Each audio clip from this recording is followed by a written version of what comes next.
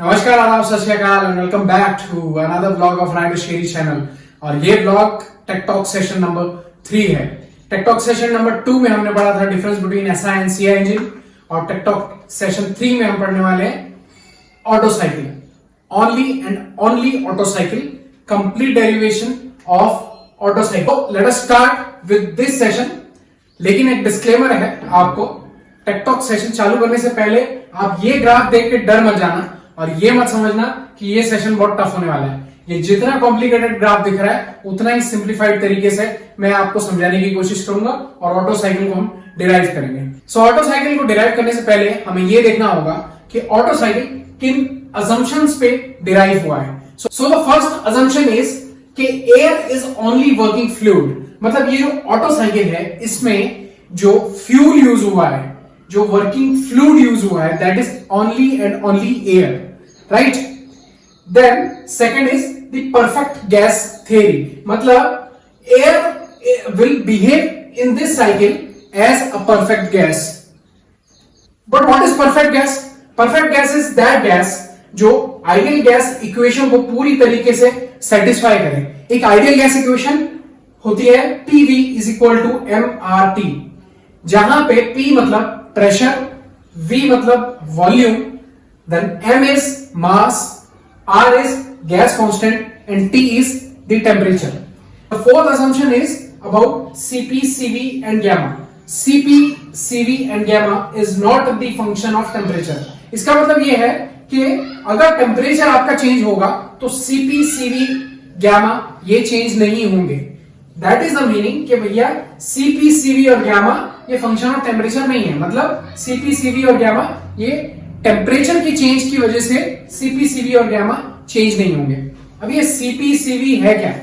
Cp मतलब specific heat at constant pressure, Cv मतलब specific heat at constant volume. लेकिन ये स्पेसिफिक हीट होता क्या है? Specific heat is denoted by C, right.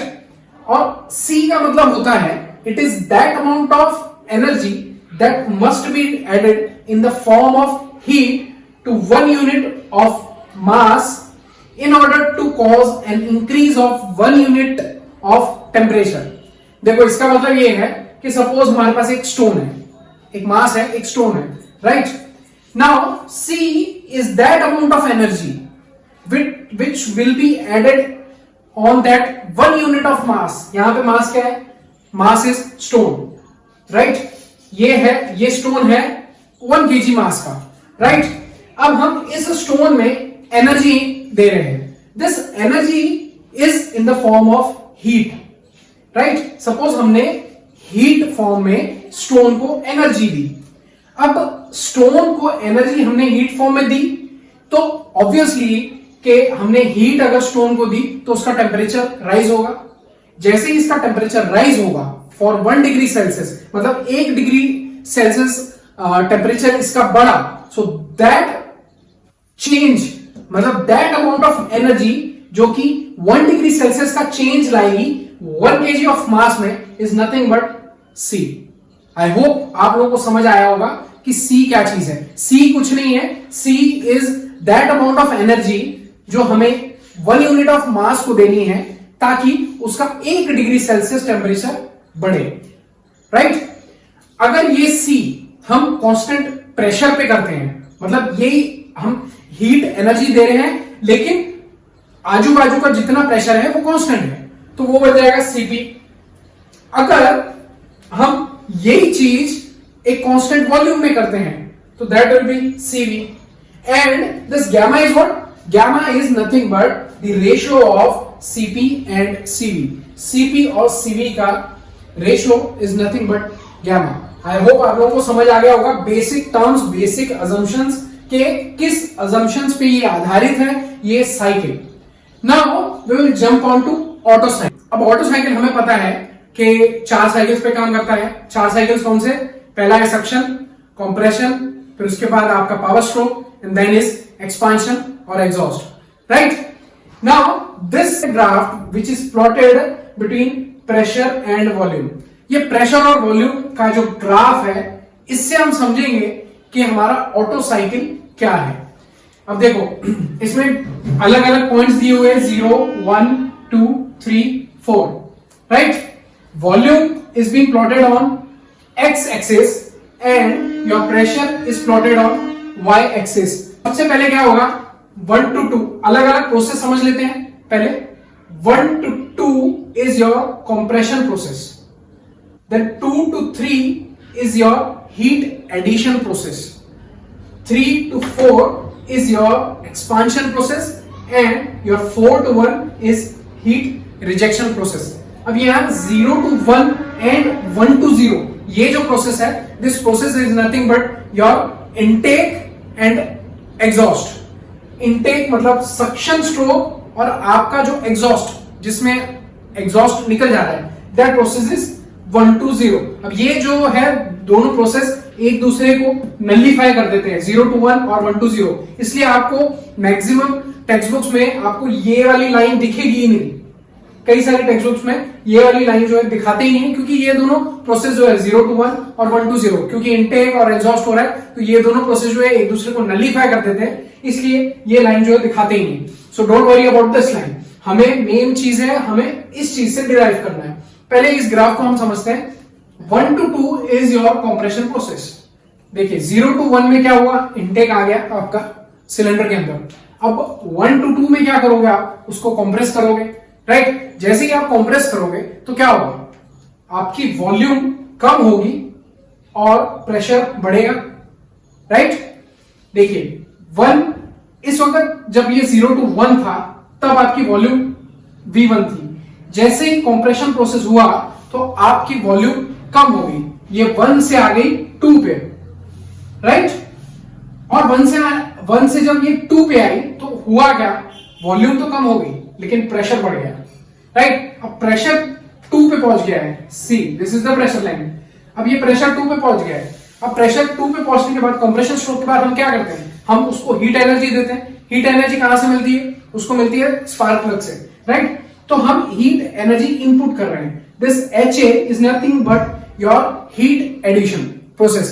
अब एक चीज और ध्यान रखो कि ऑटो साइकिल को हम constant volume heat addition process भी बोलते हैं, राइट। अब ये constant volume heat addition process क्यों बोलते हैं, क्योंकि जब हम हीट ऐड कर रहे हैं कंप्रेशन स्ट्रोक के बाद, तब उसकी वॉल्यूम कांस्टेंट रह रही है। यू कैन सी हियर कि V2 is equal to V3, right. मतलब volume V2 is nothing but it is equal to volume 3। मतलब ये कांस्टेंट वॉल्यूम है और इस कांस्टेंट वॉल्यूम में ही हम हीट को इनपुट दे रहे हैं, हीट का एडिशन कर रहे हैं। So this is nothing but your constant volume heat addition process. जैसे ही आपने हीट ऐड की, हीट एडिशन से क्या होता है, हीट एडिशन करने से आपका प्रेशर और बढ़ जाता है। मतलब सिलेंडर के अंदर जैसे ही आपने हीट इनपुट की तो उससे क्या हुआ, ड्रास्टिक चेंज इन प्रेशर आया। मतलब वो प्रेशर पहुंच गया 2 से 3 पे, राइट। मतलब ये P3 is your peak pressure, जहां पे आपका प्रेशर सबसे ज्यादा है सिलेंडर में। अब उसके बाद क्या होगा, 2 to 3 प्रोसेस आपका हीट एडिशन हो गया। अब उसके बाद क्या होगा, उसके बाद एक्सपांशन प्रोसेस होगा। एक्सपांशन प्रोसेस होता है जैसे एक्सपांशन प्रोसेस होगा तो पिस्टन नीचे आएगा। अब ये जैसे ही पिस्टन नीचे आएगा तो ऑब्वियसली आपका पिस्टन ही एकमात्र ऐसी चीज है जो सिलेंडर में जो है आपका प्रेशर बढ़ा रहा है, और दूसरी चीज क्या है आपकी, जो आप स्पार्क प्लग से हीट ऐड कर रहे हो। That these 2 factors govern the increase in pressure, right. अब जैसे ही पिस्टन नीचे मूव होगा तो क्या होगा, पिस्टन मूव नीचे होगा तो आपका प्रेशर जो है डाउन आ जाएगा सिलेंडर में।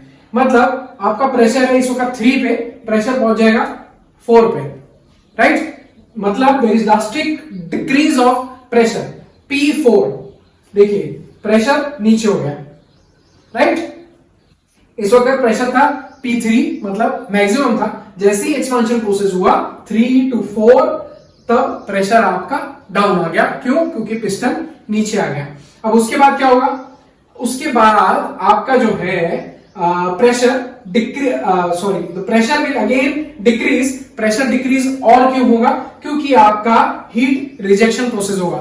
हीट ऐड करते समय आपका प्रेशर बढ़ा था, है ना, 2 से 3 पे चले गया था। अब जैसे कि आप हीट को रिजेक्ट करोगे, हीट को रिजेक्ट आप कब करोगे, आपके एग्जॉस्ट स्ट्रोक में। जैसे एग्जॉस्ट स्ट्रोक में क्या होता है, आपका जो भी अंदर का गैसेस मटेरियल है वो बाहर निकल जाता है, और जैसे ही बाहर निकल जाता है तो क्या होता है कि आपका प्रेशर जो है वो ड्रास्टिक चेंज करेगा और नीचे आ जाएगा 4 पे। अब ये पूरा साइकिल बन गया 1 से 2, 2 से 3, 3 से 4, 4 से 1। मतलब हमने इतना वर्क किया इसके ऊपर। दिस कंप्लीट, ये जो पीवी डायग्राम के अंदर का जो भी हिस्सा है ना, ये जो आपको ब्लैक लाइनिंग से मार्क है, that is nothing but net work done. This is the net work done by a Otto cycle. By an Otto cycle this is the net work done. मतलब एरिया अंडर पीवी डायग्राम, ये PV diagram है और इसके under जितना area, that is nothing but your net work done. Net work done मतलब एक cycle इस 4 stroke की वजह आपका जो है कंप्लीट हुआ, इस चारों स्ट्रोक की वजह से आपका साइकिल कंप्लीट हुआ। साइकिल कंप्लीट हुआ मतलब आपको पावर मिला। Net work done is nothing but that output जो आपको मिल रहा है एक पर्टिकुलर पूरा साइकिल खत्म होने पे, right. So this is the basic diagram of auto cycle. I hope कि आप लोगों को ये जो ग्राफ पहले कॉम्प्लिकेटेड लग रहा था अब उतना कॉम्प्लिकेटेड नहीं लग रहा होगा, क्योंकि इसमें चारों प्रोसेस आपने देख लिए। पहला प्रोसेस आपका कंप्रेशन, दूसरा आपका हीट एडिशन, तीसरा आपका एक्सपांशन और चौथा आपका heat rejection, right. So guys, before deriving the Otto cycle derivation, we need to see a derivation of this small thing. ये RE is equal to R क्या चीज है, हमें पहले वो समझना पड़ेगा, क्योंकि ये चीज मैं आगे डेरिवेशन में यूज करूंगा। इसलिए डिराइव करने से पहले मैं आपको समझा दूं कि RE is equal to R कैसे हुआ, क्यों कर रहा हूं, क्योंकि ये डेरिवेशन में यूज होने वाला है। नाउ अब इस चीज को समझने के लिए हमें प्रोसेस रेशियो समझना पड़ेगा। प्रोसेस रेशियो का मतलब क्या है? प्रोसेस रेशियो मतलब जैसे 1 से 2 इज नथिंग बट एक process, 2 to 3 is a process, 3 to 4 is a process and 4 to 1 is a process. Now इनके बीच में ratio is nothing but process ratio. अब ये रेशियो किस चीज का? रेशियो बेसिकली 3 चीजों का होता है। एक है वॉल्यूम, दूसरा है प्रेशर और तीसरा है टेम्परेचर। तो देखिए RP, RT and R is nothing but ratio of volume, RP is nothing but ratio of pressure and RT is nothing but ratio of temperature. अब ये प्रोसेस रेशियो है, ये प्रोसेस रेशियो हमको बेसिकली 2 प्रोसेस के लिए देखना है और वो 2 प्रोसेस है आइसेंट्रोपिक कंप्रेशन और आइसेंट्रोपिक एक्सपांशन। ये कंप्रेशन प्रोसेस है 1 to 2 और ये 3 to 4 इज एक्सपांशन प्रोसेस। अब ये एक्सपांशन प्रोसेस है, कंप्रेशन प्रोसेस है, वो तो ठीक है, लेकिन ये साथ ही साथ आइसेंट्रोपिक भी है। आइसेंट्रोपिक का मतलब होता है रिवर्सिबल एडियाबैटिक। अब रिवर्सिबल एडियाबैटिक या आइसेंट्रोपिक का मतलब क्या होता है? आइसेंट्रोपिक मतलब एंट्रोपी रिमेन्स कांस्टेंट, ऐसा प्रोसेस जहां पे एंट्रोपी रिमेन्स कांस्टेंट। इसका क्या मतलब हुआ? एंट्रोपी रिमेन्स कांस्टेंट का क्या मतलब हुआ? मतलब अगर आप 1 से 2 कंप्रेशन कर रहे हो, कंप्रेशन करना मतलब एक वर्क करना, राइट। आप एयर के ऊपर वर्क कर रहे हो। अब जब आप एयर के ऊपर वर्क करोगे तो वो पूरा work will be transferred in the form of heat. There are no losses of energy. मतलब जो भी आप वर्क कर रहे हो वो कंप्लीटली हीट में बदल रहा है। There are no losses. ये सारी चीजें देखो एजम्पशंस है, ये ऐसा कोई प्रोसेस नहीं है जो आइसेंट्रोपिक हो, लेकिन ये डेरिवेशंस के लिए हम ऐसी चीजें अज्यूम करते हैं और आगे डिराइव करते हैं चीजों को, राइट। तो ऐसे सारे अजम्पशंस की वजह से जो है हमारी जो एफिशिएंसी है वो एक पर्टिकुलर एफिशिएंसी निकल पाती है। सो आइसेंट्रोपिक का मतलब समझ आ गया, जहां ऐसा प्रोसेस जहां पे एंट्रोपी रिमेन्स कांस्टेंट, और यू कैन से आइसेंट्रोपिक को हम रिवर्सिबल एडियाबैटिक भी बोलते हैं। रिवर्सिबल क्यों बोलते हैं? क्योंकि अगर आपने वर्क को हीट में ट्रांसफर किया विदाउट एनी लॉस, तो आप हीट को वर्क में भी उल्टा कन्वर्ट कर सकते हो, मतलब आप रिवर्सिबल प्रोसेस भी कर सकते हो। इसलिए आइसेंट्रोपिक प्रोसेस को हम रिवर्सिबल एडियाबैटिक प्रोसेस भी कहते हैं। ये तो बात हुई रिवर्सिबल एडियाबैटिक या आइसेंट्रोपिक की बात। अब हम देखते हैं कि रेशियोज कौन से हैं। रेशियोज बेसिकली 2 टाइप के हैं और वो दो रेशियोज जो है वो है, एक है कंप्रेशन के लिए और दूसरा है एक्सपांशन के लिए। कंप्रेशन प्रोसेस के लिए भी हम वॉल्यूम का, प्रेशर का और टेम्परेचर का रेशियो देखेंगे, वैसी एक्सपांशन प्रोसेस के लिए भी हम वॉल्यूम का, प्रेशर का और टेम्परेचर का रेशियो देखेंगे। और ये रेशियो निकालने से, जब भी आप ये रेशियो निकालोगे तो एक चीज याद रखना, ये ratio is nothing but max to minimum. मतलब ये ध्यान में रखने के लिए आसानी होगी आपको ये रेशो निकालने के लिए। मतलब देखिए ये R is nothing but compression ratio, right. अब ये R is compression ratio for volume, मतलब आप वॉल्यूम निकाल रहे हो। अब ये वॉल्यूम आप कैसे निकालोगे, मैक्स टू मिनिमम करके। अब यहां पे देखो R is equal to V1 by V2, मतलब मैक्सिमम वॉल्यूम कौन सी है, V1, मिनिमम कौन सी है, V2, right. Max to minimum V1 by V2। तो कंप्रेशन प्रोसेस के लिए आपका R निकल गया मैक्स बाय मिनिमम करके, maximum volume by minimum volume. वैसे ही अगर आप कंप्रेशन प्रोसेस के लिए RP निकालोगे for pressure, ratio for pressure, तो आप मैक्स बाय मिनिमम करोगे।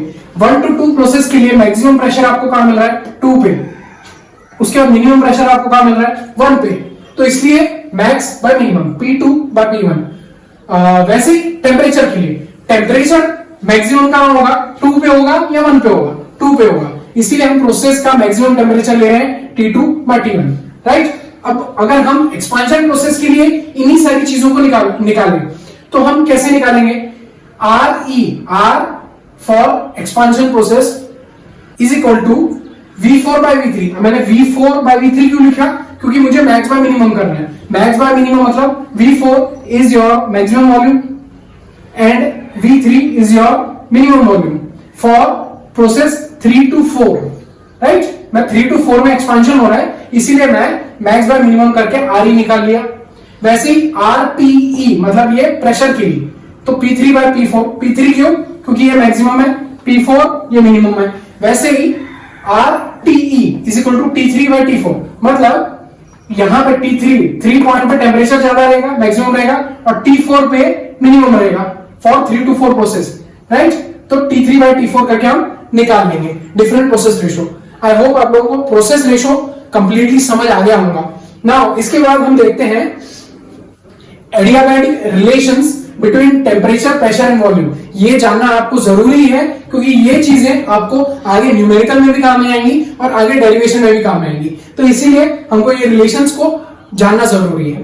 अब अगर आप टेम्परेचर और प्रेशर के लिए रिलेशन बनाना चाहते हो एक एडियाबैटिक प्रोसेस के लिए, अब ये एडियाबैटिक प्रोसेस है, right. 1 to 2 is nothing but your reversible adiabatic process, और रिवर्सिबल एडियाबैटिक प्रोसेस को ही हम आइसेंट्रोपिक कंप्रेशन बोलते हैं, राइट। आइसेंट्रोपिक, ये 1 to 2 इज आइसेंट्रोपिक प्रोसेस, मतलब ये रिवर्सिबल एडियाबैटिक प्रोसेस है। इसीलिए हम ये थर्मोडायनेमिक का रिलेशन 1 to 2 में लगा सकते हैं। नाउ अगर आपको एक रिलेशन बिल्डअप करना है टेम्परेचर और प्रेशर के बीच में, या टेम्परेचर, प्रेशर और वॉल्यूम के बीच में, तो वो होगा T2 by T1 max by minimum is equal to P2 by P1 raise to gamma minus 1 upon gamma is equal to V1 by V2 raise to power gamma minus 1। अब ये आया कहां से, ये रिलेशन कहां से आया, ये रिलेशन आया है आपके थर्मोडायनेमिक्स से, थर्मोडायनेमिक्स से, जो कि हमने सेकंड ईयर में पढ़ा था। ये है आईसी इंजन, जो कि हम फाइनल ईयर में पढ़ रहे हैं। तो आपको अगर ये रिलेशन कहां से आया, इस चीज को डिराइव करना है, तो आपको थर्मोडायनेमिक्स में जाना पड़ेगा। फिलहाल हम थर्मोडायनेमिक्स में नहीं जाएंगे, लेकिन हम आईसी इंजन में ही टिकेंगे, रहेंगे और इस चीज को समझेंगे, राइट। तो ये जो है max by minimum, max by minimum, max by minimum, एक relation between temperature, pressure and volume according to thermodynamics for any sort of reversible adiabatic process, ये रिलेशन होता है। T2 by T1 is equal to P2 by P1 raised to gamma minus 1 upon gamma is equal to V1 by V2 raised to gamma minus 1 upon gamma। अब T2 by T1 तो हमको पता है, this is nothing but RT, ये, and P2 by P1 is nothing but your RP, P2 by P1 is nothing but your RP raised to gamma minus 1 upon gamma, right? Then V1 by V2 is nothing but your R raised to power gamma minus 1, right?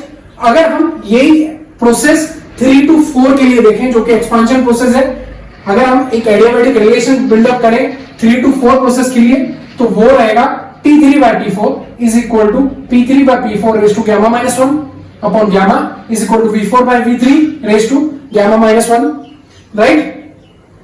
मतलब T3 by T4 is nothing but, हमने पहले देख लिया था, RTE is equal to T3 by T4, so substitute it here, R is equal to RPE raised to gamma minus 1 upon gamma, क्योंकि P3 by P4 is nothing but RPE. Similarly, V4 by V3 is nothing but your RE. So RE raised to या वो -1। तो ये relation जो है ये बहुत important है आपके न्यूमेरिकल्स के लिए और साथ ही डेरिवेशंस के लिए भी। इसके बाद हम ये डिराइव करने के बाद हम न्यूमेरिकल भी देखेंगे, लेकिन वो नेक्स्ट लेक्चर में देखेंगे, राइट।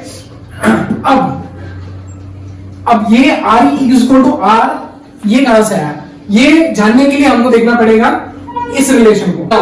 ये RE=R कहां से आया ये जानने के लिए हमको इन रिलेशंस को यूज करना पड़ेगा। अब देखिए V1/V2 is nothing but R, ये हमको पता है V1/V2 is nothing but R। Similarly V4/V3 is nothing but RE, V4/V3 is nothing but RE, right. लेकिन अगर आप V1 को सब्स्टिट्यूट करो V4 से, अब आप V1 को सब्स्टिट्यूट V4 से क्यों करोगे, क्योंकि ये यहां पे देखिए V1 is nothing but it is equal to V4, right. अगर हम इसमें इस रेशो में अगर हम V4 को V1 के साथ रिप्लेस करें और V3 को V2 के साथ रिप्लेस करें, क्यों, क्योंकि V2 is nothing but it is equal to V3, इसीलिए हम अगर यहां पे रिप्लेस करें तो बन जाएगा V1/V2 which is nothing but it is equal to RE। मतलब V1/V2 is nothing but you know it is equal to R, तो इसीलिए यहां पे RE is equal to R हो गया, राइट। समझ में आ गया। नाउ वी विल सी कि इसका डेरिवेशन कैसे होता है, इसकी एफिशिएंसी का डेरिवेशन कैसे होता है, इसका डेरिवेशन कैसे होगा। ये डेरिवेशन बहुत इंपॉर्टेंट है। ये डेरिवेशन कई बार आईईएस के एग्जामिनेशन, जो आपका मेंस का आईईएस का एग्जामिनेशन होता है उसमें भी आती है। इसके अलावा यूनिवर्सिटी के अगर एग्जाम्स देखोगे तो वहां तो 95% आती है एग्जाम्स में। So now let us see the derivation of auto cycle. अब नाउ एफिशिएंसी का मतलब क्या होता है, एफिशिएंसी मतलब आउटपुट बाय इनपुट, ठीक है। जो भी आपको आउटपुट मिल रहा है और जो भी आपने इनपुट डाला है आउटपुट गेन करने के लिए, एफिशिएंसी का मतलब होता है आउटपुट बाय इनपुट, राइट। अब इस केस में हमें आउटपुट क्या मिल रहा है, आउटपुट हमें वर्क के फॉर्म में मिल रहा है, राइट। और हमने इनपुट क्या डाला है, हमने इनपुट डाला है हीट एनर्जी, राइट। हमने इनपुट दी हीट एनर्जी, उसी हीट एनर्जी की वजह से हमको आउटपुट वर्क मिला, इसीलिए work done upon heat added. Now this work done is nothing but your net work done, पूरा complete work done in this process. और नेट वर्क डन मैंने आपको पहले ही बताया था कि net work done is nothing but जो भी area of graph under this 1 2 3 4 cycle, right. So work done net upon heat added at constant volume, ये कांस्टेंट वॉल्यूम पे हमने जो भी हीट ऐड की, so that is nothing but your efficiency.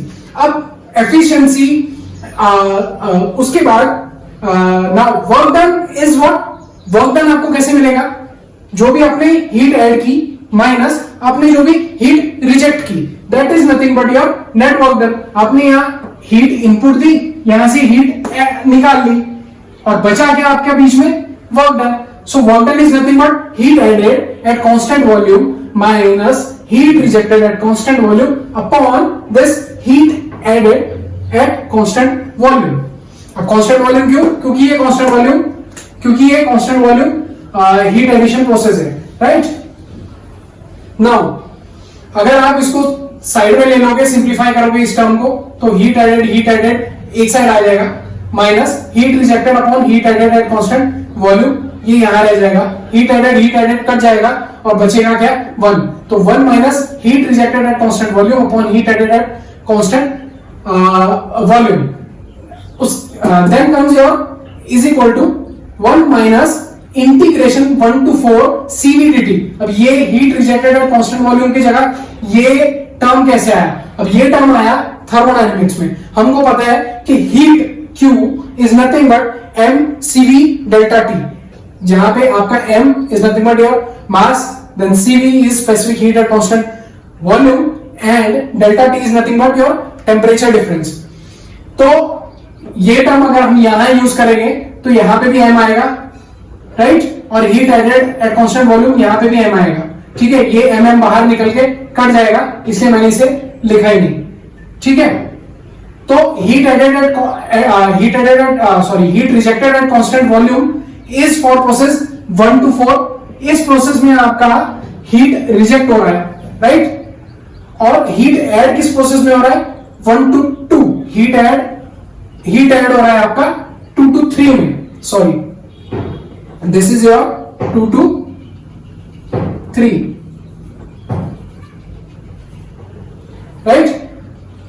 So heat add हो रहा है आपका 2 to 3 प्रोसेस में। नाउ अगर आप इंटीग्रेशन को सॉल्व करोगे तो ये CV बाहर आ जाएगा, ये CV बाहर आ जाएगा और ये दोनों CV जो है कट जाएंगे। इसके बाद आपको बचेगा dt और यहाँ dt 2 to 3 और 1 to 4। अगर आप इस इंटीग्रेशन को सॉल्व करोगे तो आएगा 1 minus upper term minus lower term upon upper term T3 minus T2, right. अगर आप इसमें से T4 बाहर निकालते हो, 1 माइनस T4 बाहर निकाला, 1 माइनस T1 बाय T4 बचा। यहां से मैंने T3 को कॉमन ले लिया, बाहर निकाल लिया और बचा 1 माइनस T2 बाय T3। अब ये जो टर्म है ये कैंसिल कैसे हुई? क्योंकि T1 by T4 is nothing but it is equal to T2 by T3। ये कैसे हुआ? ये यहां से हुआ। देखो T2 बाय T1 हमने पहले डिराइव किया था प्रोसेस रेशियो में, इसके पहले is nothing but T2 by T1 is nothing but R raise to gamma minus 1। वैसे ही T3 by T4 is nothing but RE raise to power gamma minus 1। और इसके पहले हमने ये भी चीज देखी थी प्रोसेस रेशियो के बाद कि R is nothing but it is equal to RE। अगर R is equal to RE then these two terms will be equal, मतलब T2 by T1 is nothing but T3 by T4। Hence we can cut this equation. मैंने यहां से काट ली, बचा क्या? 1 minus T4 by T3, बचा सिर्फ 1 minus T4 by T3। Now अगर आप T4 by T3 is nothing but it is equal to 1 by R raised to gamma minus 1, right? Hence I am substituting T4 by T3 with 1 by R raised to gamma minus 1. ये T4 by T3 is nothing but 1 by R raised to gamma minus 1 कहां से आया? यहां से। T4 by T3 is nothing but 1 by R raised to gamma minus 1 because T2 by T1 is equal to T3 by T4. Therefore, hence the efficiency for Otto cycle is nothing but 1 minus 1 by R raised to gamma minus 1. This derivation is very important for your university point of view and your IES examination mains. I hope कि आप लोगों को ये चीज समझ में आई होगी, और अगर समझ में आई होगी तो do like share and subscribe, और इसी तरीके से नेक्स्ट टेक टॉक सेशन का वेट करो क्योंकि बहुत ही जल्द हम इसी एफिशिएंसी को लेके 2-3 न्यूमेरिकल सॉल्व करेंगे, क्योंकि वो numerical exam point of view is very. So take care, अलविदा, शब्बा खैर।